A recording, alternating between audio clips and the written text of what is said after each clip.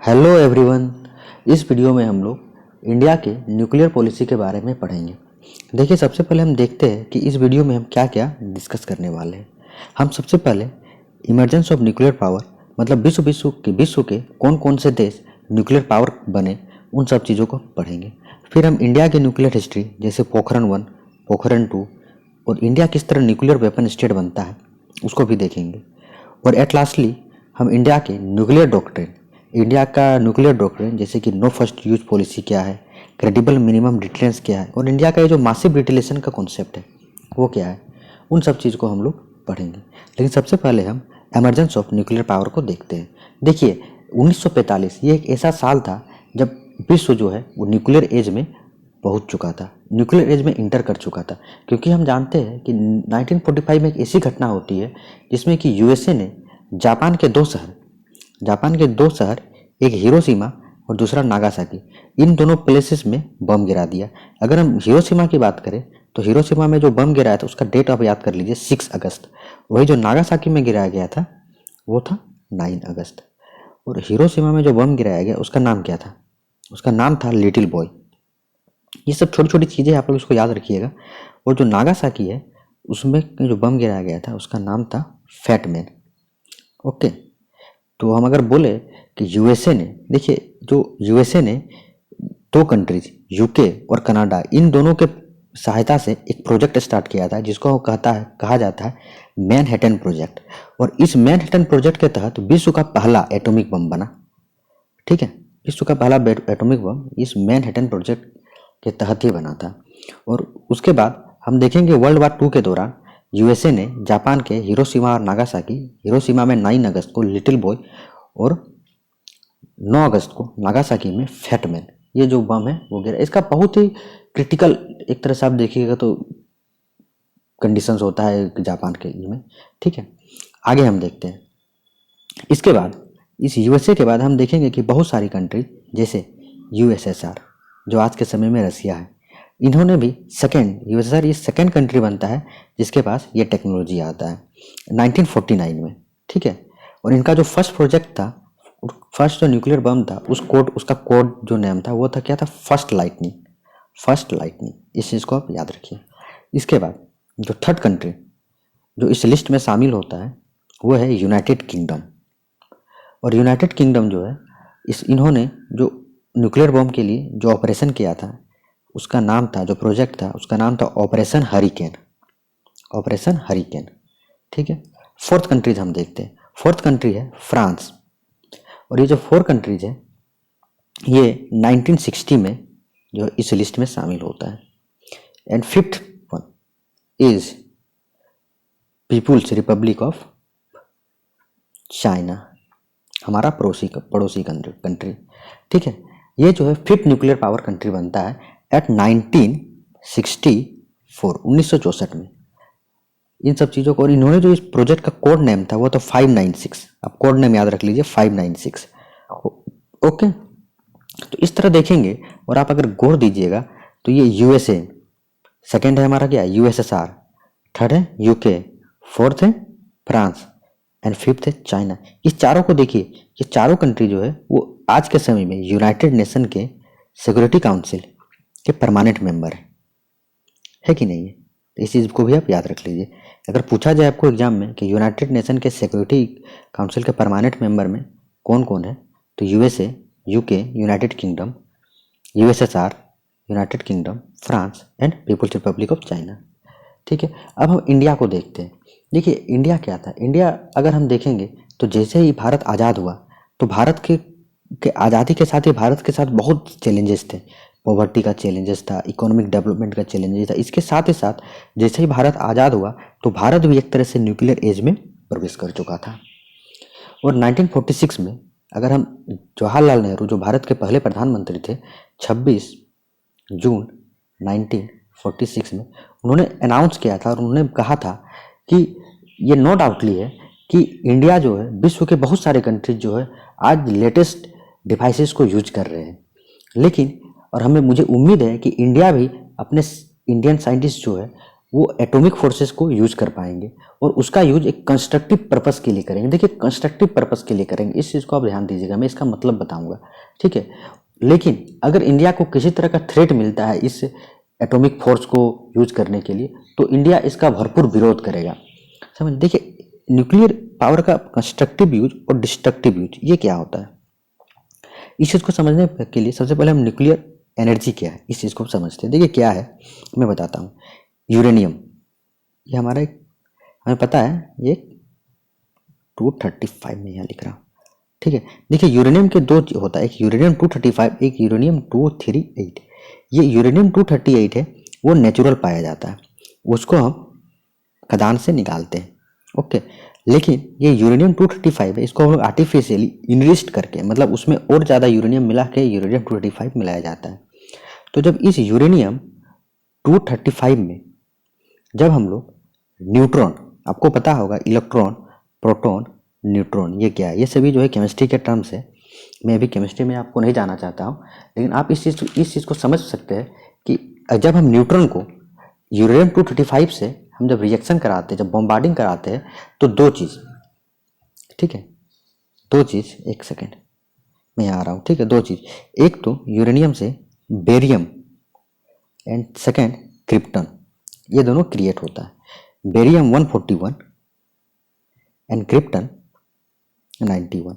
और इसके साथ ही साथ देखिए मैंने यहाँ न्यूट्रॉन है, ये न्यूट्रॉन से मैंने ये करा है, और इसके साथ ही साथ 3 न्यूट्रॉन का भी क्रिएशन होता है, 3 न्यूट्रॉन के साथ क्रिएशन, और बहुत सारे एनर्जी जो है वो रिलीज होती है। और इसी एनर्जी का यूज जो है, यदि हम लोग इस एनर्जी का यूज अगर हम लोग कंस्ट्रक्टिव पर्पस के लिए करें, मतलब कि फ्यूल्स के लिए, इलेक्ट्रिसिटी प्रोडक्शंस के लिए करें, तो इसका हम लोग कंस्ट्रक्टिव कहते हैं। और अगर हम डिस्ट्रक्टिव यूज समझें तो डिस्ट्रक्टिव यूज देखिए क्या है, अगर हम इसी जो एनर्जी है, इस न्यूक्लियर एनर्जी है, इस न्यूक्लियर एनर्जी का यूज अगर हम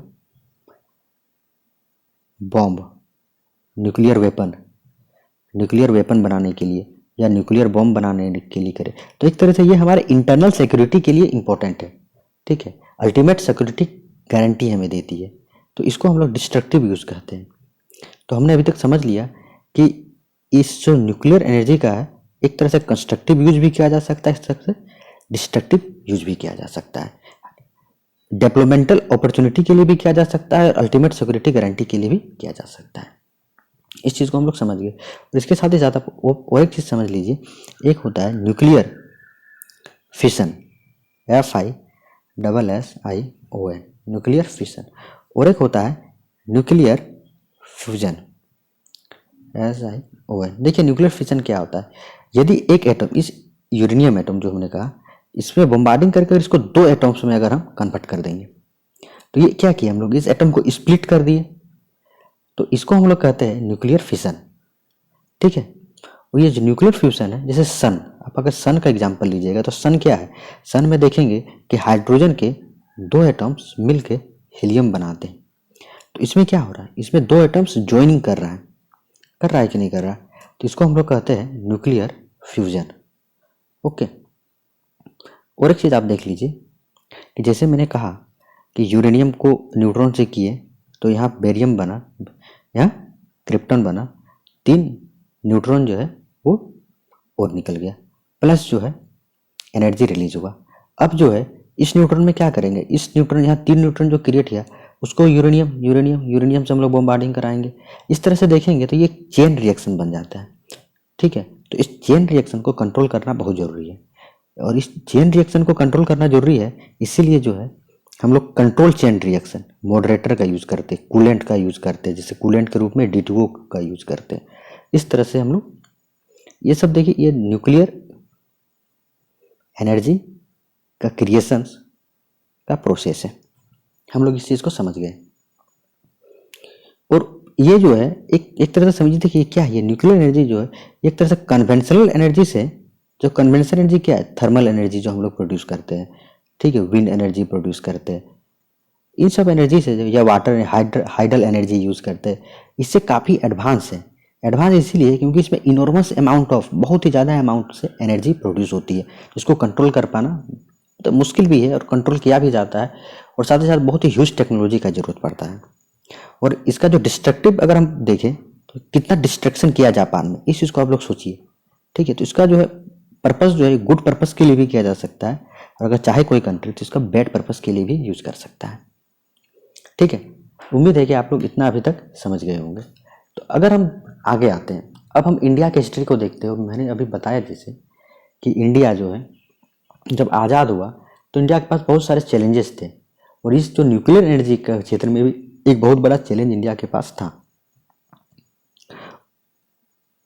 ठीक है, अब हम एक और चीज़ आप देख लीजिए कि जो न्यूक्लियर फिशन जो मैंने बताया, ठीक है, न्यूक्लियर फिशन जो मैंने बताया कि स्प्लिट करेगा, ठीक है, इसको जो है किसने डिस्कवर किया था? इसको डिस्कवर किया था जर्मन दो साइंटिस्ट थे, ओटोन, एक सेकंड में लिख, ओटो हैन एंड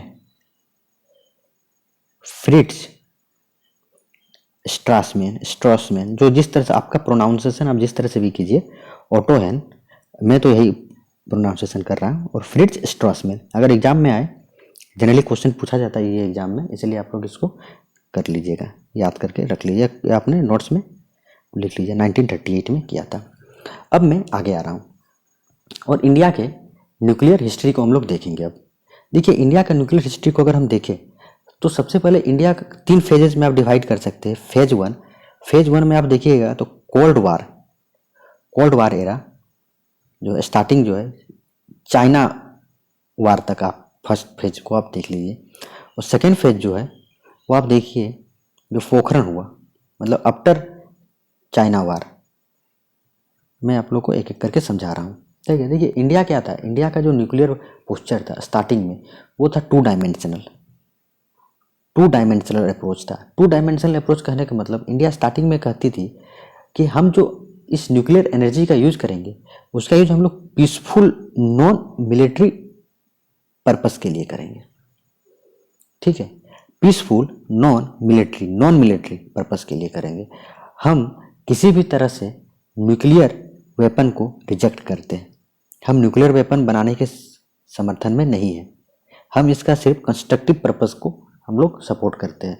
और साथ ही साथ इंडिया यूनिवर्सल डिसआर्मामेंट क्या होता है कि मतलब एक तरह से सारे कंट्रीज जो है वो एक एक करके ये जो न्यूक्लियर एनर्जी है, एक तरह से न्यूक्लियर वेपनाइज है कंट्री है, ये सभी अपने न्यूक्लियर जो अपने ऑर्नामेंट्स है, जो अपने उसके औजार है या जो इक्विपमेंट्स है उसको एक तरह से हम लोग कम कर दे धीरे धीरे, और लास्ट में इसको जीरो कर दे।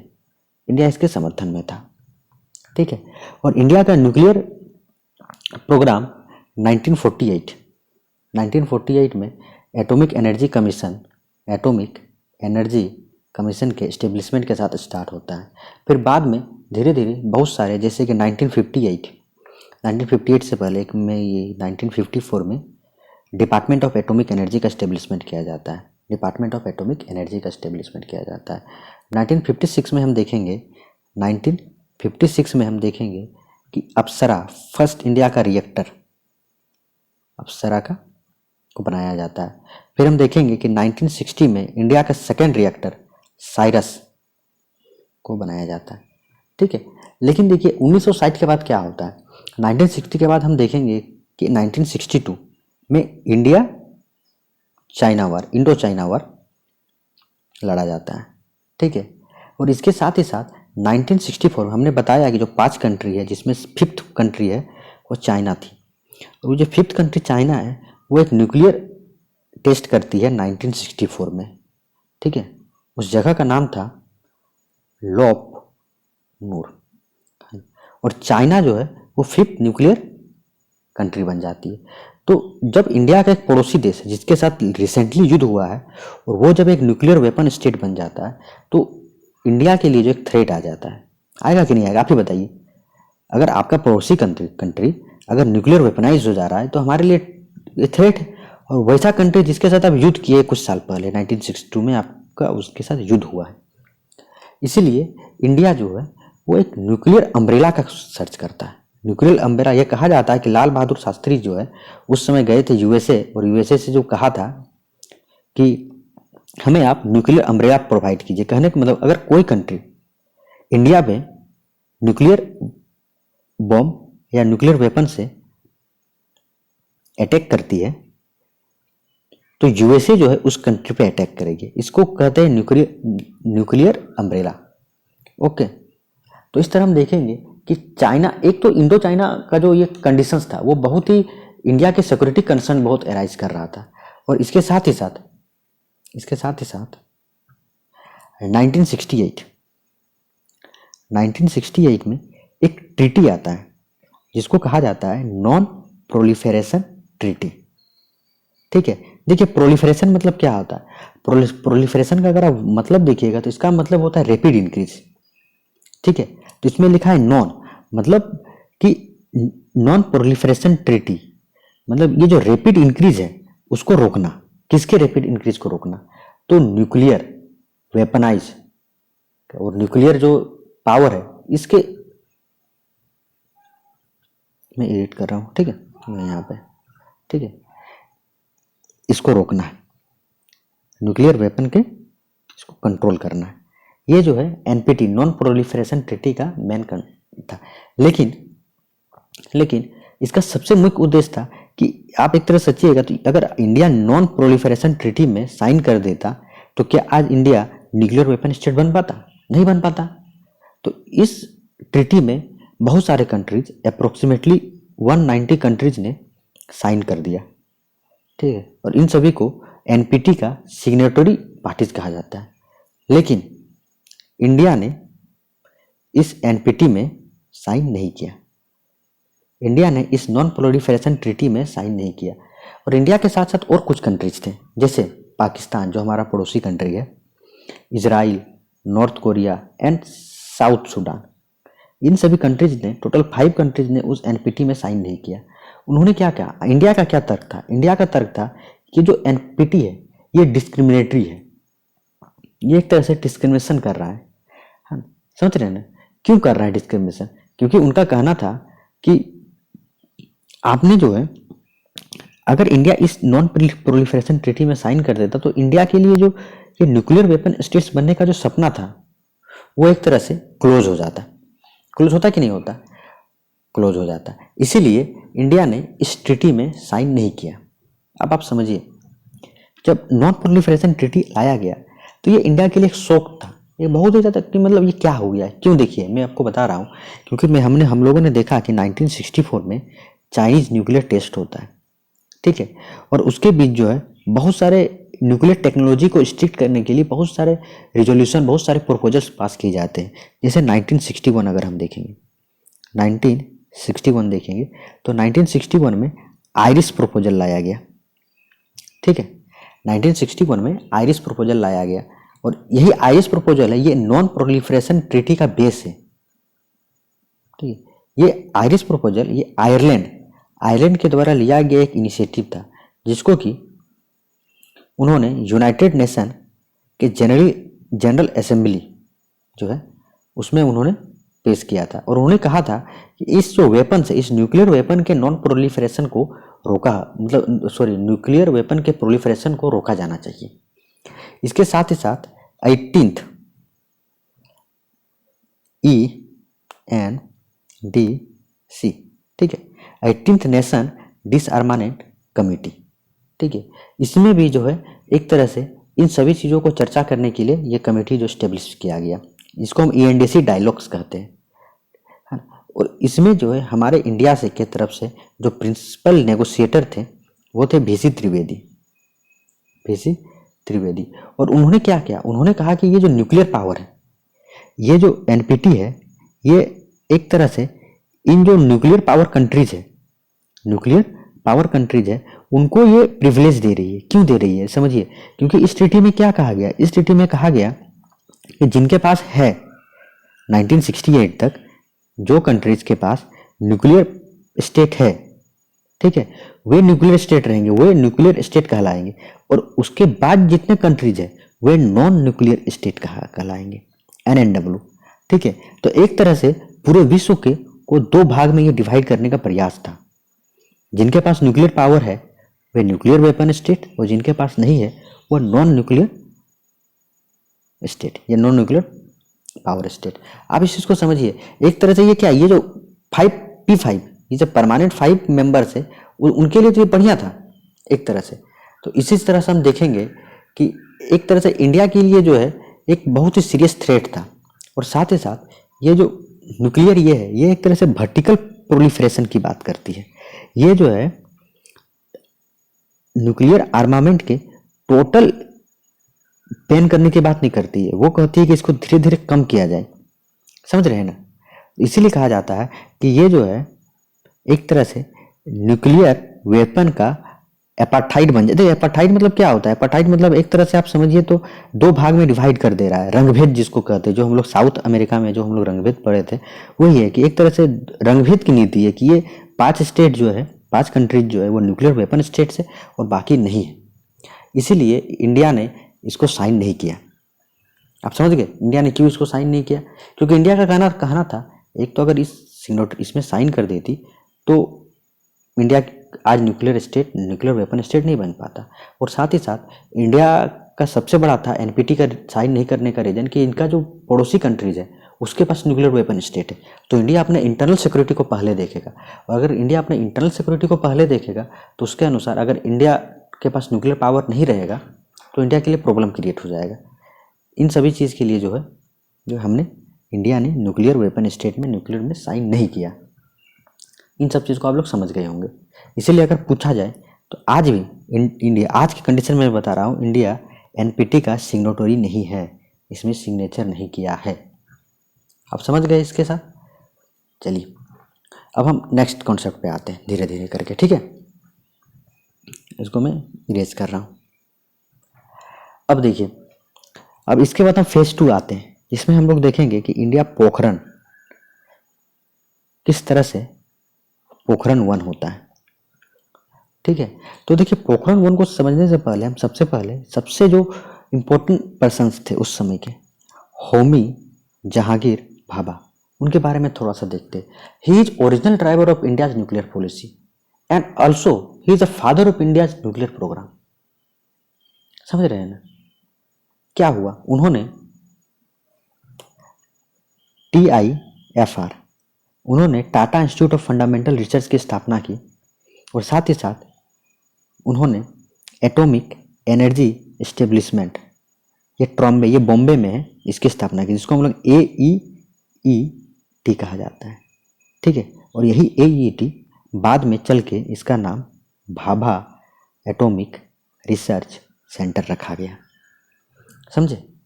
तो ये जो TIFR है, Tata institute of fundamental research और एटॉमिक एनर्जी एस्टेब्लिशमेंट, जिसको हम लोग कह रहे हैं भाभा एटॉमिक रिसर्च सेंटर, ये इंडिया के न्यूक्लियर वेपन डेवलपमेंट में बहुत ही इंपॉर्टेंट रोल प्ले करता है। समझ रहे?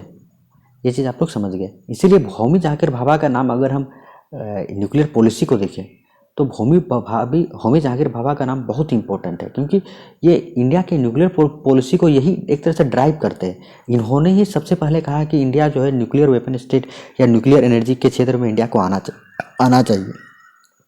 समझ रहे? और साथ ही साथ इनको father of Indian nuclear program, Indian nuclear program का पितामह अगर कहा जाए तो किसको कहा जाएगा? तो इन्हीं को कहा जाता है। समझे? चलिए आगे हम आते हैं, आगे हम देखते हैं। मैं इसको थोड़ा सा इरेज कर रहा हूँ, ठीक है? अब देखिए पोखरण में क्या होता है। पोखरण में होगा क्या, एक सेकंड यार, हाँ, पोखरण में क्या होता है, जैसे मैंने कहा कि इंडिया जो है दो टाटा TIFR और बार्क, इन दोनों का इस्टेब्लिशमेंट करता है, और इसके बाद बहुत सारे कंडीशंस हमारे सामने अराइज होते हैं, जैसे कि एक तो है कि चाइना पाकिस्तान USA का जॉइंट फ्रंट, ठीक है, उस समय। और साथ ही साथ हमने ये भी देखा कि किस तरह से चाइना जो है एक न्यूक्लियर वेपन स्टेट बन जाता है।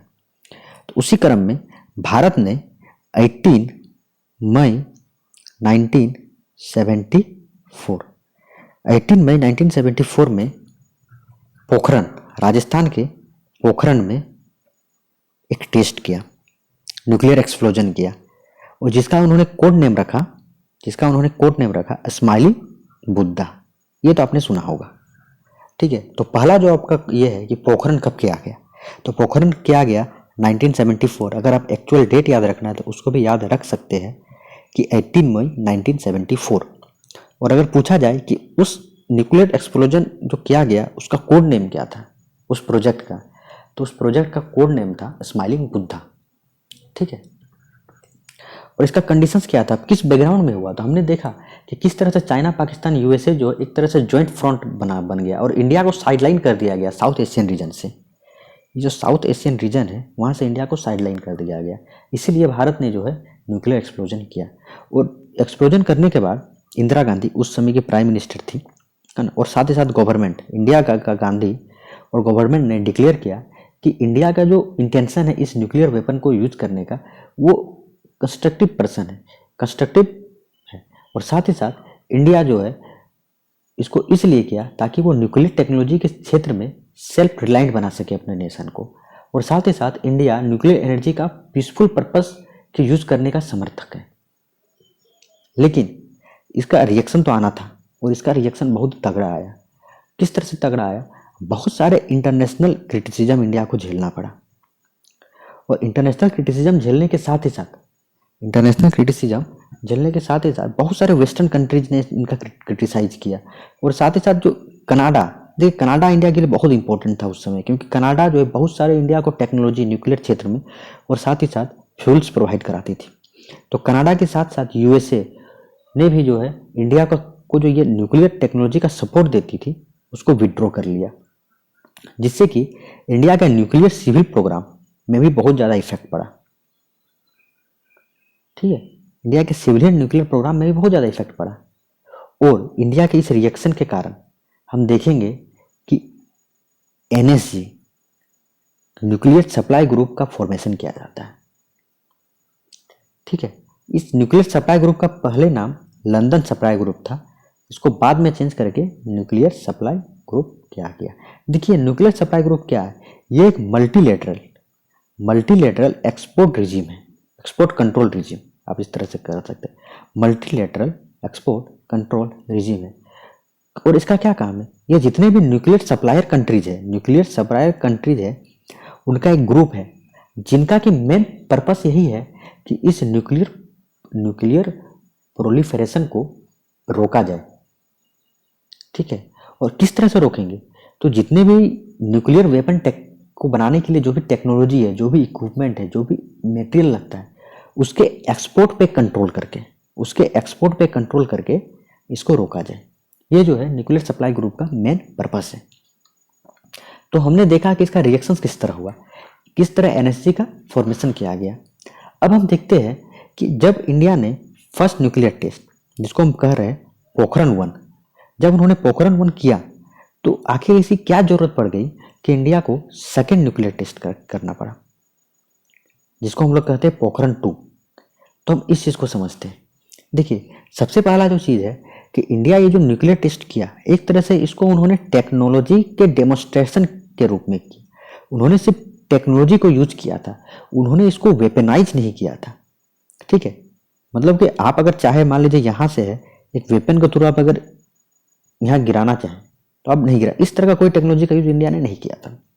और साथ ही साथ हम देखेंगे कि एक तो इंडिया को पाकिस्तान का थ्रेट था, और साथ ही साथ जो है यूएसए, ठीक है, यूएसए और चाइना, ये सभी क्या थे, ये सभी एक तरह से पाकिस्तान को सपोर्ट कर रही थी। और इंडिया को ग्लोबल न्यूक्लियर ऑर्डर में एक तरह से अनसपोर्ट था, सपोर्ट नहीं मिल रहा था, क्योंकि हम देखेंगे कि 1998 में देखिए पोखरण 2 किया गया, ठीक है। और इंडिया का जो सबसे ज़्यादा सपोर्ट मिलता था उस समय मिलता था यूएसएसआर, जो रसिया है। और हम जानते हैं कि 1990 के बाद 1990s में यूएसएसआर जो है कोलैप्स कर जाता है, कर जाएगा कि नहीं कर जाएगा, जिसके कारण जो है एक तरह से इंडिया को ग्लोबली जो है एक तरह से सपोर्ट नहीं मिल रहा था। और आप देखिए क्या होता है, 1977 में एक तरह से रिपोर्ट आती है कि पाकिस्तान जो है, देखिए 1997 में क्या होता है, पहले पाकिस्तान में सिविलियन गवर्नमेंट था। सिविलियन गवर्नमेंट मतलब मिलिट्री गवर्नमेंट जिसमें नहीं है। लेकिन बाद में 1977 में देखेंगे कि इसमें मिलिट्री गवर्नमेंट आ जाती है, मिलिट्री रूल्स आ जाता है, ठीक है। और साथ ही साथ 1977 के बाद 1977 में इंटेलिजेंस का रिपोर्ट आता है कि पाकिस्तान जो है अपना न्यूक्लियर पावर को एक्सलेट कर रहा है, डेवलपमेंट कर रहा है। और उनके एक साइंटिस्ट थे जिनका नाम था A.Q. खान, इनका नाम आप याद रखिए, ठीक है। ये जो इन्होंने क्या किया था, ये कहा जाता है ये कि उन्होंने नीदरलैंड से जो है ये जो न्यूक्लियर टेक्नोलॉजी है उसको चुरा लिया था, स्टील कर लिया था, ठीक है। और इसके साथ साथ ये भी कहा जाता है कि यूएसए और चाइना जो है उस समय पाकिस्तान को हेल्प कर रही थी न्यूक्लियर प्रोग्राम में, ठीक है। इसीलिए जो है अब देखिए क्या, अब कंडीशन, अब सर्कमस्टांसेस को देखिए, ठीक है, किस किस कंडीशंस में क्या क्या हो रहा है। 1970 में क्या आता है, 1968 में एनपीटी आता है और 1970 में एनपीटी को जो है फोर्स में लाया जाता है। 1974 में एनएसजी लाया जाता है, ठीक है। और एनएसजी क्यों लाया जाता है, वो इंडिया को ही कंट्रोल करने के, क्योंकि इंडिया जो है 1974 में जो है जब उन्होंने पोखरण किया तो उसके बाद एनएसजी का स्टेब्लिशमेंट किया जाता है, ये इंडिया को ही रोकने के लिए लाया जाता है। और उसके बाद जो है हम देखेंगे कि 1995, देखिए 1995 में क्या होता है, बहुत ही इंपॉर्टेंट घटना होती है। ये जो नॉन प्रोलिफरेशन ट्रीटी है वो 1995 तक ही वैलिड थी, लेकिन 1995 में फिर से इसको एक्सटेंड कर दिया जाता है, वो भी कितना, इन्फिनिटली। तो यहाँ पे इंडिया के लिए एक सेटबैक था। और साथ ही साथ 1996 में सीटीबीटी, इस चीज को आप समझिए, सीटीबीटी किसको बोलते हैं, सिटी मतलब comprehensive test ban treaty, comprehensive test ban treaty. इस कॉम्प्रिहेंसिव टेस्ट बैन ट्रीटी को जो है वो प्रपोज किया जाता है। ये कॉम्प्रिहेंसिव टेस्ट बैन ट्रीटी क्या था, इस चीज को आप समझते हैं। देखिए इसमें क्या कहा गया, इसमें कहा गया कि किसी भी तरह का चाहे वो एयर में हो, एयर मतलब हवा, ठीक है, चाहे वो वाटर में हो, चाहे वो अंडरग्राउंड हो, है ना, इस तरह का किसी भी तरह का टेस्ट आप नहीं कर सकते हैं यदि आप एनपीटीटी के सिग्नेटरी हैं, ठीक है। अगर आप एनपीटी के सिग्नेटरी है तो आप इसी तरह का एक्सप्लोजन नहीं कर सकते, चाहे वो एयर हो, चाहे वो वाटर हो, चाहे वो अंडरग्राउंड हो, चाहे वो आउटर स्पेस हो, आप नहीं कर सकते हैं, है ना। तो इंडिया ने इस सीटीबीटी में भी साइन नहीं किया, इंडिया ने एनपीटी में तो साइन नहीं किया, इंडिया ने इस सीटीबीटी में भी साइन नहीं किया। क्यों नहीं किया, क्योंकि इंडिया का क्या कहना था, इंडिया का कहना था कि आप ये जो सीटीबीटी ला रहे हैं ये तो ठीक है, इस चारों चीज में नहीं है, लेकिन इसके साथ ही साथ ये जो है आप अगर कंप्यूटर सिमुलेशन मॉडल्स के साथ, मतलब कंप्यूटर में कुछ प्रोग्रामिंग करके अगर आप एक्सप्लोजन करना चाहे तो उसको अलाउ करती थी। मतलब एक तरह से टोटली ये डिसआर्मामेंट की बात नहीं कर रही थी, ये टोटली डिसआर्मामेंट की बात नहीं कर रही थी, जिसके कारण जो भी वेस्टर्न कंट्रीज थे उनके पास क्या था, उनके पास टेक्नोलॉजी था, तो उनके पास टेक्नोलॉजी में वो बहुत ही सामर्थ्य थे, ठीक है। तो उनके लिए तो ये बढ़िया है, लेकिन इंडिया जैसे जो डेवलपिंग कंट्री है उनके लिए एक सेटबैक है ये, इसीलिए इंडिया ने सीटीबीटी में भी साइन नहीं किया, ठीक है। इन सब कंडीशंस में हम देखेंगे कि इंडिया जो है एक तरह से आइसोलेट टोटली, जो क्योंकि क्या यूएसएसआर का तो कोलैप्स हो गया था, हमने देखा कि यूएसएसआर का कोलैप्स का अगर हम कोल्ड वार आप पढ़िएगा, मैं एक आप लोगों के लिए स्पेशल वीडियो लाऊंगा जिसमें मैं कोल्ड वार के बारे में बताऊंगा, मतलब वर्ल्ड वार 2 के बाद किस तरह से दो पावर यूएसए और यूएसएसआर का इमरजेंस होता है और किस किस तरह की घटना होती है दोनों के बीच टेंशन। कोल्ड वार मतलब देखिए ऐसा नहीं कि मतलब सब मिल के युद्ध लड़े, लेकिन एक तरह से आप कह सकते हैं कि इंस्टेबिलिटी नहीं था, स्टेबल कंडीशंस नहीं था। तो किस तरह से यूएसए और यूएसएसआर के बीच जो है वो एक तरह से ऐसा के बीच किस तरह से टेंशन बढ़ता है और आखिर भी किस तरह से यूएसएसआर का कोलैप्स हो जाता है। और जो है ये जो पीरियड है 1945 से लेके 1990s के पीरियड को हम कोल्ड वार कहते हैं, ठीक है। और हम देखेंगे कि यूएसएसआर का कोलैप्स हो जाता है और यूएस जो है एक तरह से ओनली सिंगल सुपर पावर मतलब उभर के आती है। तो इस यूएस डोमिनेटेड वर्ल्ड में इंडिया अपने आप को आइसोलेटेड फील कर रहा था और इसलिए हम देखेंगे कि 1995 1995 में उस समय के जो प्राइम मिनिस्टर थे वो पीवी नरसिम्हा राव, ठीक, उन्होंने डिसीजन लिया कि इंडिया न्यूक्लियर वेपन टेस्ट करेगी और उन्होंने उसका प्रिपरेशन भी स्टार्ट कर दिया था। लेकिन यूएसए और सीआईए, वहाँ की जो एजेंसी है, उनके स्पाई सैटेलाइट्स ने इस चीज़ को पकड़ लिया और इसके कारण जो है इंडिया को प्रेशराइज किया गया कि वो टेस्ट को बंद करे, स्टॉप करे। लेकिन हम देखेंगे कि 1996 में अटल बिहारी वाजपेयी जो है वो 13 दिन के लिए पीएम बन के आते हैं और उसके बाद फिर से जो है 1998 के आसपास वो फिर से मतलब इलेक्ट होते हैं और एट लास्टली 1998 में जो है वो पोखरण 2 जो है वो टेस्ट किया जाता है। क्योंकि देखिए इसका कंडीशन था, क्योंकि इंडिया जो है 1990s के बाद 91 के बाद हम देखेंगे कि इकोनॉमी धीरे धीरे ग्रोथ कर रहा था इंडिया का। तो अगर इंडिया न्यूक्लियर टेस्ट करती है, न्यूक्लियर वेपनाइज करती है, तो उसके लिए जो अगर इकोनॉमिक सेंक्शन लगाया जाए तो इंडिया उसको सस्टेन कर सकती थी, सफ़र कर सकती थी। इसीलिए जो है 1998 में ये कंडीशंस भी इंपॉर्टेंट रखता है कि क्या उस समय का इकोनॉमिक कंडीशंस था। तो 1990s के बाद इंडिया का इकोनॉमिक कंडीशन ठीक था, इसीलिए जो है इंडिया जो है इसका रिस्क लेती है। और हम देखेंगे कि 11 मई 1998 इस तारीख को जो है इंडिया 3 डिवाइसेस जो है शक्ति 1, शक्ति 2 एंड शक्ति 3, और 13 मई को सेम एक दिन बाद 1998 को 2 डिवाइस शक्ति 4 एंड शक्ति 5 जो है वो ये करते। इसीलिए इस ऑपरेशन का नाम क्या रखा गया था? इस ऑपरेशन का नाम रखा गया था ऑपरेशन शक्ति, ठीक है, पोखरण 2 किया गया। अब समझिए, अब देखिए इसी के कुछ दिन बाद, आप इस चीज को देखिए, इसी के कुछ दिन बाद 20 मई और 30 मई को पाकिस्तान ने भी जो है 6 न्यूक्लियर टेस्ट किए। उस जगह का नाम था चिगाई झील्स, ठीक है। तो इंडिया ने overall total 5 nuclear devices test किया और इसमें बहुत ज़्यादा इंपॉर्टेंट जो है कुछ साइंटिस्ट है, जैसे कि डॉक्टर एपीजे अब्दुल कलाम, बहुत ही ज़्यादा योगदान रहा। ये डीआरडीओ से जुड़े हुए थे उस समय। इसके साथ ही साथ और 2 साइंटिस्ट हैं जिनका मैं नाम लेना चाहता हूँ। एक है राजगोपाल चिदम्बरम, जो डिपार्टमेंट ऑफ एटॉमिक एनर्जी से जुड़े हुए थे, और एक थे अनिल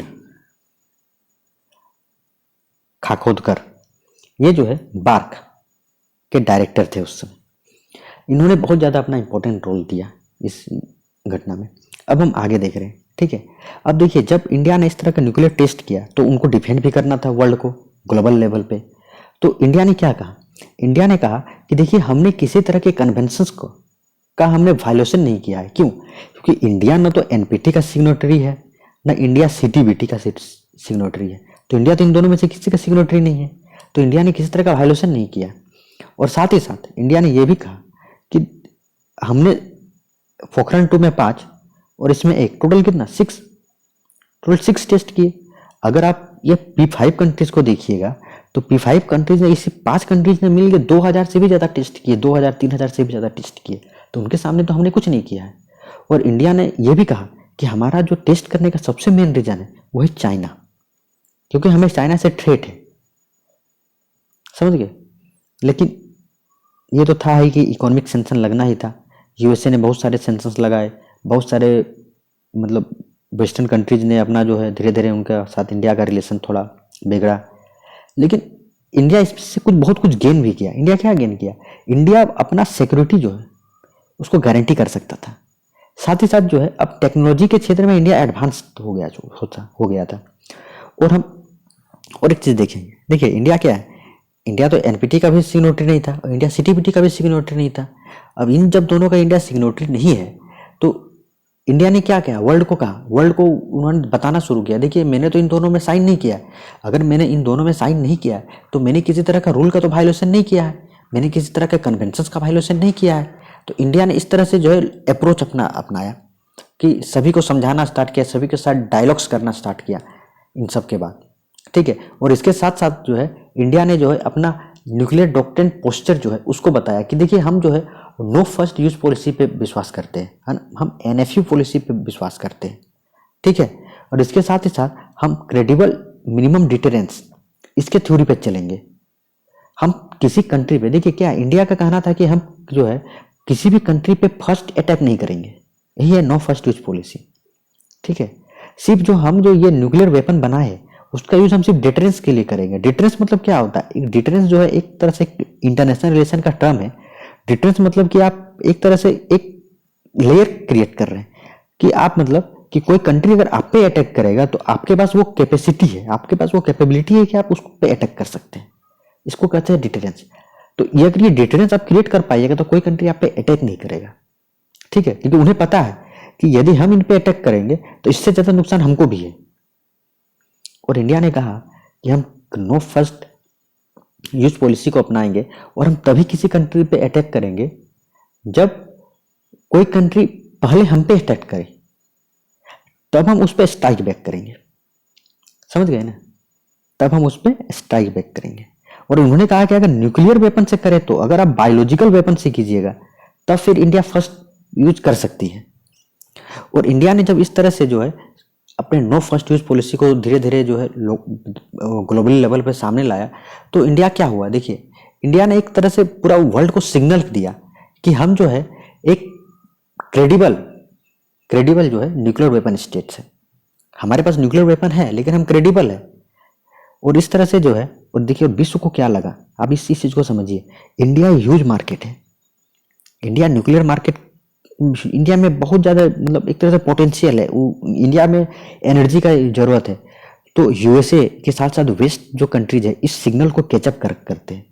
किस सिग्नल को कैचअप करते हैं? कि इंडिया में अगर हम अपने न्यूक्लियर रिएक्टर्स को बेचें और उसके टेक्नोलॉजी को बेचें, हम फ्यूल्स को बेचेंगे तो हम बहुत ज़्यादा प्रॉफिट कमा पाएंगे कि नहीं कमा पाएंगे। इसीलिए जो है धीरे धीरे इंडो यूएस डील भी स्टार्ट होता है। इन सब चीज़ के बारे में हम देखेंगे, लेकिन अभी इस वीडियो में नहीं देखेंगे। अलग से जो मैं आप लोगों के लिए भी ये भी वीडियो लाऊंगा कि इंडिया पाकिस्तान का किस तरह से रिलेशन है, इंडिया यूएसए का रिलेशन किस तरह से है, इंडिया चाइना रिलेशन किस तरह से है। और हम देखेंगे कि धीरे धीरे इंडिया, देखिए इंडिया अभी भी एनएसजी का मेंबर नहीं बना है, इसका अभी भी प्रयास किया जा रहा है। लेकिन इसके साथ ही साथ इंडिया बहुत सारे जो है न्यूक्लियर रिजीम्स, जैसे ऑस्ट्रेलियन ग्रुप का मेंबर्स बन चुकी है, वासेनार एग्रीमेंट अरेंजमेंट जो है एग्रीमेंट है उसका मेंबर बन चुकी है, एमटीसीआर का भी मेंबर इंडिया बन चुकी है। इन सब चीज़ों को हम धीरे धीरे समझेंगे कि क्या है। ठीक है, लेकिन इस वीडियो में नहीं, इन सभी के लिए मैं अलग एक एक सेपरेट लेक्चर्स लाऊंगा। तो ये सब टॉपिक जो है खुद में एक बहुत बड़ा टॉपिक है। लेकिन इतना तो हमने समझ लिया कि इंडिया ने वर्ल्ड के सामने एक मैसेज रखा, ठीक है, ताकि जो है धीरे धीरे जो है कि हम एक रिस्पॉन्सिबल कंट्री है। इंडिया एक रिस्पॉन्सिबल कंट्री है, इंडिया पाकिस्तान की तरह नहीं है। इंडिया जो है एक रिस्पॉन्सिबल कंट्री है। इस चीज को जो है इंडिया ने धीरे धीरे सभी को बताया। अब हम आगे देखते हैं और आगे देखेंगे कि इंडिया के ये जो न्यूक्लियर पोस्चर है, इंडिया का ये जो न्यूक्लियर पोस्चर है उसको हम समझने की कोशिश करते हैं कि इंडिया का न्यूक्लियर पॉलिसी किस तरह का है। ठीक है, कि ये नो फर्स्ट यूज पॉलिसी जो है वो क्या है, और इसके साथ ही साथ हम क्रेडिबल मिनिमम डिटरेंस ये क्या है, और ये जो मासिव रिटेलिएशन है इसका कॉन्सेप्ट क्या है, इसको हम ब्रीफ में देखते हैं। क्योंकि इसके बारे में जो है मैं अगले लेक्चर्स में, जब मैं इसका नेक्स्ट लेक्चर लाऊंगा तो उसमें मैं इसको बहुत ही डिटेल से बताऊंगा। लेकिन इस लेक्चर्स में मैं थोड़ा इनके बारे में बेसिक बता देना चाहता हूँ। ठीक है, ये नो फर्स्ट यूज पॉलिसी को हम देखते हैं। नो फर्स्ट यूज पॉलिसी में इंडिया कहता है, ठीक है, कि इंडिया जो है सिर्फ रिटेलिएट करेगी, इंडिया सिर्फ रिटेलिएट करेगी, इंडिया जो है कभी भी फर्स्ट अटैक नहीं करेगी। लेकिन इसका कंडीशन एक है, यदि वो कंट्री इंडिया पे किसी तरह का केमिकल या बायोलॉजिकल वेपन से वार करे, अटैक करे, उस केस में इंडिया फर्स्ट यूज करेगी। इंडिया ये जो नो फर्स्ट यूज पॉलिसी है वो ओनली और ओनली न्यूक्लियर वेपन के लिए है। ये चीज आप लोग समझ गए। अब देखिए, अब हम नेक्स्ट समझते हैं नो फर्स्ट यूज। ठीक है, ये पॉलिसी हमने देखा। अब हम देखते हैं कि इंडिया ने इस नो फर्स्ट यूज पॉलिसी को क्यों चुना। ठीक है, क्योंकि इसके जो एक तो कुछ आदमी जो इसके सपोर्ट में भी है कि इंडिया को नो फर्स्ट यूज पॉलिसी अपनाना चाहिए, कुछ आदमी इसके को क्रिटिसाइज भी करते हैं कि इंडिया को क्या अपनाना चाहिए कि नहीं अपनाना चाहिए? तो जो लोग इसको सपोर्ट करते हैं उनका क्या कहना है? उनका कहना है कि यस, ये जो नो फर्स्ट यूज पॉलिसी है वो इनफ है। ये जो किसी भी कंट्री को डिटरेंस करने के लिए, मतलब एक लेयर बनाने के लिए कि अगर वो इस अटैक करेंगे तो इंडिया भी अटैक करेगी, ये काफ़ी है उसको डिटरेंस क्रिएट करने के लिए। ठीक है, क्योंकि डिटरेंस क्या है? डिटरेंस ये एक टोटली परसेप्शन ही है कि इंडिया खुद में इतना कैपेबिलिटी रखता है कि वो डिटरेंस क्रिएट कर सके। ठीक है, लेकिन कुछ लोग ऐसे भी है जो क्रिटिसाइज कर सकते हैं। उनका क्या तर्क है? उनका कहना है कि अगर कोई कंट्री फर्स्ट अटैक करती है तो क्या इंडिया इतना सफिशिएंट है कि इंडिया उसको सेकेंड मतलब अटैक बैक कर पाएगी? क्या इंडिया उसका फर्स्ट अटैक को सफर कर पाएगा? क्या उसको झेल पाएगा? क्या इंडिया उसको रिटेलिएट करने का कैपेसिटी में रहेगी? ठीक है, तो ये भी इंपॉर्टेंट है। ये चीज भी जो है, जो इसके क्रिटिसिज्म करते हैं इस नो फर्स्ट यूज पॉलिसी को, उन लोग करते हैं। लेकिन इंडिया ने नो फर्स्ट यूज पॉलिसी क्यों अपनाया, इसके देखिए कुछ आप पॉइंट्स आप मतलब नोट कर सकते हैं।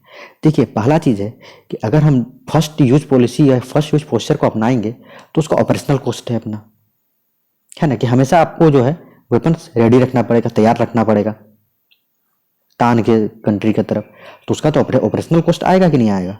और इसके साथ ही साथ हमें हमेशा रेडी रहना पड़ेगा, है ना। और सर्विलेंस के लिए मासिव इन्वेस्टमेंट भी लगेगा कि आपको हर एक कंट्री पे सर्विलेंस रखना पड़ेगा, है ना, रखना पड़ेगा। आपको जितने वार हेड्स हैं सब तैयार रखने पड़ेंगे, हाँ।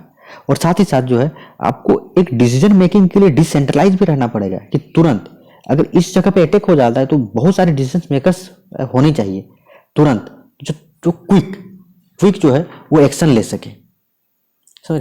और यही सभी जो है एक तरह से आप समझिए, तो ये सब चीज के लिए आप कॉस्ट है, पैसा लगता है ना, उतना बजट होना चाहिए। ये सब इंडिया के पास बिल्कुल बजट है, ऐसा नहीं है, लेकिन इनका ऑपरेशनल कॉस्ट भी है।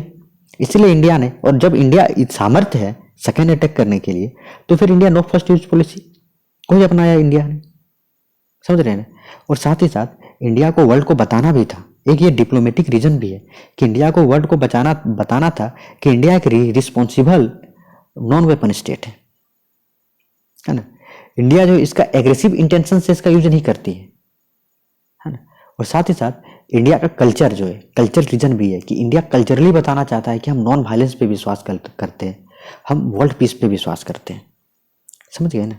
तो ये जो है NFU है, नो फर्स्ट यूज पॉलिसी। अब हम नेक्स्ट देखते हैं, और नेक्स्ट है CMD, क्रेडिबल मिनिमम डिटरेंस। देखिए ये क्या है, ये मैंने अब लगभग इस चीज को डिस्कस कर ही लिया। ये क्रेडिबल मिनिमम डिटरेंस मतलब सेकंड स्ट्राइक तो हम कंफर्म है, यदि आप हम पे अटैक करेंगे तो हम सेकंड स्ट्राइक करेंगे ही करेंगे। और अगर हम अटैक करेंगे तो हम छोटा मोटा अटैक नहीं करेंगे, हम मासिव रिटेलिएशन करेंगे, इतना मतलब खतरनाक रिटेलिएशन करेंगे कि पूरी तरह से बहुत ही ह्यूज डैमेज आपको सहना पड़ेगा। ये जो है CMD का डिबेट है, ठीक है। लेकिन CMD के डिबेट में भी जो है मैंने जैसा बताया कि देखिए क्रेडिबल मिनिमम डिटरेंस जो है, इंडिया ने इस तरह कोई पोस्चर यूज नहीं किया कि अगर चाइना के, देखिए चाइना और पाकिस्तान अगर दो इंडिया के पड़ोसी कंट्री, अगर दोनों को देखे तो इंडिया अगर मान लीजिए क्रेडिबल मिनिमम डिटरेंस के, तो हो सकता है पाकिस्तान पे कर दे, लेकिन चाइना पे अगर आप चाइना को अगर वेट कीजिएगा कि चाइना हम पे अटैक करे फिर हम अटैक करेंगे, तो क्या इंडिया चाइना के अटैक को सहने का पावर रखती है? ये भी बहुत इंपॉर्टेंट है, ठीक है। इसीलिए बहुत लोग जो है इस CMD का भी जो है वो सपोर्ट करते हैं, और कुछ लोग इस CMD जो है इसका भी जो है वो क्रिटिसाइज करते हैं, ठीक है। और देखिए और एक चीज मैं बताऊं, ये जो नो फर्स्ट यूज पॉलिसी है, इंडिया ने अपना ऑफिशियल डॉक्ट्रिन वो पब्लिक नहीं किया हुआ है, लेकिन ये सभी जो है वो जैसे कि उस समय जो PM थे, ठीक है, अटल बिहारी वाजपेयी, उन्होंने जाके पार्लियामेंट में जो स्टेटमेंट दिया, ठीक है, या कुछ जो है वो प्रेस कॉन्फ्रेंसेस, उन सभी से ये सब चीज़ें निकल के इंडिया ने अभी तक जो है अपना ये जो, मैंने क्या कहा रहा, कहने का मतलब है कि इसको रिलीज नहीं किया है कि हमारा ऑफिशियल डॉक्ट्रिन क्या है, वो जो है कॉन्फिडेंशियल है, ठीक है। और जो मासिव रिटेलिएशन का कॉन्सेप्ट है उसको समझते हैं। देखिए मासिव रिटेलिएशन क्या है, मासिव रिटेलिएशन क्या है, मैंने वही बोला ना कि अगर आप हमें अटैक कीजिएगा तो अनएक्सेप्टेबल डैमेज के लिए आप तैयार रहिए, हम फर्स्ट यूज नहीं करेंगे। लेकिन देखिए इसमें भी बहुत सारा जो है वो क्रिटिसाइज किया जाता है, क्यों? क्योंकि TNW ये जो टैक्टिकल न्यूक्लियर वेपन्स है, ये टैक्टिकल न्यूक्लियर वेपन्स क्या है, ये low yield short range nuclear weapons है ना। अगर कोई टैक्टिकल न्यूक्लियर वेपन से अगर करें, क्योंकि आज के समय में जो है इस TNW का बहुत ही ज़्यादा यूज मैंने होने लगा है, तो क्या इस केस में इंडिया मासिवली रिटेलिएट करेगी? इन सब चीज जो है वो क्लियर आज भी नहीं है। ठीक है, तो अगर आपको पूछा जाएगा क्या रिकमेंडेशन है आपको कि आप जो है इंडिया न्यूक्लियर पॉलिसी में दे सकते हैं, तो पहला तो है कि आपको पीरियोडिकली जो है रिव्यू करना पड़ेगा अपने न्यूक्लियर डॉक्ट्रिन को। ठीक है, और साथ ही साथ ठीक है, इंडिया जो है as no first use country जो है बैलिस्टिक मिसाइल्स डिफेंस सिस्टम, ठीक है, इसको इंडिया को जो है वो रखना पड़ेगा और इसके टेक्नोलॉजी में इंडिया को एडवांस होना पड़ेगा। और आप इस तरह भी कह सकते हैं कि ये जो टेक्निकल, ये जो मैंने TNW बताया, ठीक है, इसके लिए भी इंडिया को जो है वो एक तरह से अपना पोस्चर जो है वो क्लियर करना पड़ेगा। देखिए, अभी मैं इस वीडियो में इतना ही बता रहा हूँ, लेकिन अगले वीडियो में, नेक्स्ट वीडियो में हम इस डॉक्ट्रिन पॉलिसी को हम बहुत ही डिटेल से समझेंगे और साथ ही साथ बहुत सारी चीज़ें जो है इंडिया का क्या अप्रोच है, इंडिया का यूनिलेटरल अप्रोच जो है डिप्लोमेसी में और मल्टीलेटरल अप्रोच क्या है ना। उसके बाद जो है हम लोग बहुत सारे चीज़, जैसे कि राजीव गांधी एक्शन प्लान जो मैंने बताया, मैंने जो अभी आपको 18th जो है ENDC जो मैंने आपको बताया, ठीक है, इस सब चीज़ों के बारे में हम धीरे धीरे डिस्कस करेंगे। लेकिन अभी के लिए फिलहाल इतना ही, तब तक के लिए धन्यवाद।